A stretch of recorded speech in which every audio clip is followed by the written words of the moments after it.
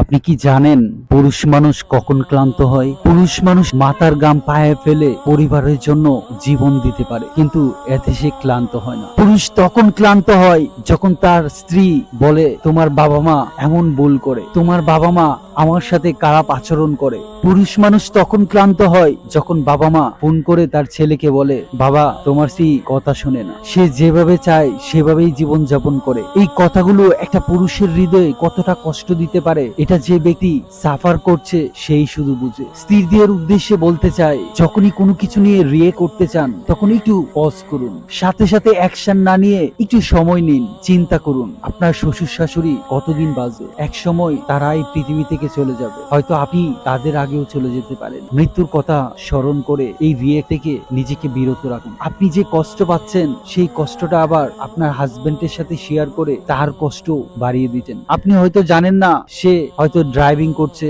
বা রাস্তা পার হচ্ছে, বা তার বসের দেয়া প্রেসার প্লাস আপনার দেয়া সেই মানসিক চাপ তাকে কতটা হতাশাগ্রস্ত করতে পারে। তা আপনি হয়তো একটু সহ্য করলেই বিষয়টা সমাধান হয়ে যায়। কষ্টগুলোকে হজম করতে শিখুন। বাবা মার উদ্দেশ্যে বলতে চাই, আপনার ছেলের বউ কোনো একটা ভুল করেছে, সেই বাচ্চা মানুষ হয়তো বোঝেনি। আপনার মেয়ে হলে হয়তো সেটাকে মানিয়ে নিতে পারেন, কিন্তু সেও তো কারো মেয়ে, কারো বোন। আপনি কেন মেনে নিতে পারছেন না? তাই কোনো কিছু ভুল করলেই সাথে সাথে ছেলের কাছে না বলাই ভালো, কারণ আপনার ছেলে কতটা মেন্টাল প্রেসারে থাকতে পারে সেটা হয়তো আপনি নাও জানতে পারেন। আমরা যখন সামনের মানুষটাকে সরাসরি দোষারোপ করি তখন সেও এই দোষারোপ থেকে বের হওয়ার জন্য রিয়ে করে, আর এতেই শুরু হয়ে যায় ফাইটিং। তাই আপনি সরাসরি দোষারোপ না করে সুন্দর করে এভাবে বলতে পারেন যে, মা এভাবে কাজটা যদি না করে এভাবে করা হতো তাহলে মনে হয় ভালো হতো। তখন সেও তার যুক্তি উপস্থাপন করবে, আর এতে আপনাদের ফাইট না হয়ে সুন্দর একটা কনভারসেশন হতে পারে, এতে সমস্যার সমাধান হতে পারে। আমরা তো কেউই বলে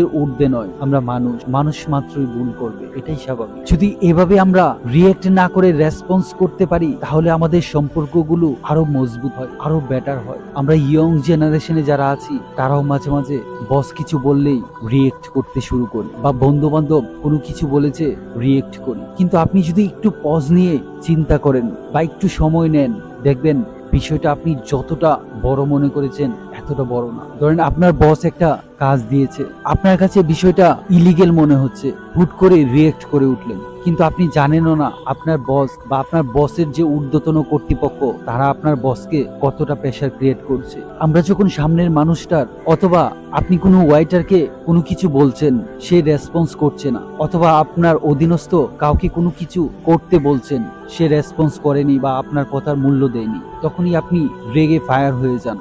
এর পরিবর্তে আপনি একটু পজ নিয়ে চিন্তা করুন তার ভিতরে কি চলছে। এমনও হতে পারে তার ডিভোর্স হয়েছে, বা তার বাবা মা মারা গিয়েছে, তার কোনো আত্মীয় স্বজন মারা গিয়েছে, অথবা সে কোনো মারাত্মক বিপদে পড়েছে। তাই কোনো কিছু হলেই খুব রেগে ফায়ার হয়ে রিয়েকশন না করে একটু ডিপলি চিন্তা করুন। আপনি হয়তো জানেন না তার ভিতরে কি চলছে। একবার এক ব্যক্তি, তার অধীনস্থ এক কর্মচারী পারফরমেন্স এত বেশি খারাপ ছিল, তখন সে রাগে তাকে রিজাইন দিতে বলে। তো রিজাইন নেওয়ার আগে সে জিজ্ঞেস করে, তোমার পারফরমেন্স এমন কেন হচ্ছে? তখন সে ব্যক্তি বলেছিল, রিসেন্টলি আমার ডিভোর্স হয়েছে, আমার সম্পর্কটা চিরতরে শেষ হয়ে গেছে। তখন তার বস বুঝতে পারে এত বড় একটা বিপদ, মানুষের পারফরমেন্স একটু খারাপ তো হতেই পারে। তাই একটু পজ নিয়ে চিন্তা করুন, রিয়েক্ট না করে রেসপন্স করুন, এতে আপনার সম্পর্কগুলো অনেক ভালো থাকবে। স্ত্রীদেরকে বলতে চায়, কোনো কিছু হলেই স্বামীকে বলবেন না, একটু সহ্য করুন, একটু ধৈর্য ধরুন।